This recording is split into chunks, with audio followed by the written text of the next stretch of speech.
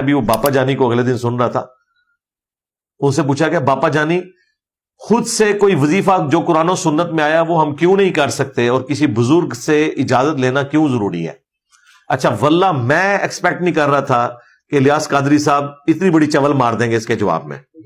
وہ سیدھا کہنے شروع ہو گئے، وہ کہتے ہیں کہ یہ اس لیے ضروری ہے کہ جو بندہ آپ کو اجازت دے رہا ہوگا نا وہ پیچھے پھر آپ کو سنبھال لے گا اس کے گرم اثرات سے بچنے کے لیے. تازہ کرو. اور اس میں مثال دے رہے ہیں، مثلا اگر کوئی آیت کریمہ پڑھ رہا ہے، توبہ توبہ، آیت کریمہ وہ ہے جو ہمارے نبی نے تعلیم کیا ہے. باپا جانی آپ نے فرمایا جو یونس کی دعا کے ساتھ اللہ کی طرف متوجہ ہو اللہ اسے محروم نہیں لوٹاتا.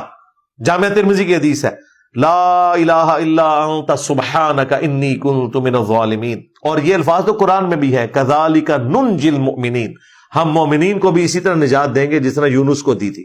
اور باپا جانی کیا کہہ رہے ہیں کہ کسی بزرگ سے کہیں ورنہ گرم اثرات ہو جائیں گے آیت کریمہ کے. نبی علیہ السلام کہہ رہے ہیں کہ قیامت کے دن میرے سب سے زیادہ نزدیک وہ ہوگا جس نے دنیا میں مجھ پہ سب سے زیادہ درود پڑھا ہوگا.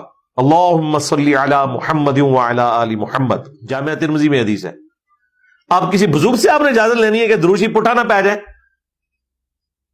تو انو شیطان پہ آیا اصل وظیفے نہیں پٹھے پہ ہوئے. اس قسم کی یہ باتیں لوگ کرتے ہیں لیک آف نالج کی وجہ سے.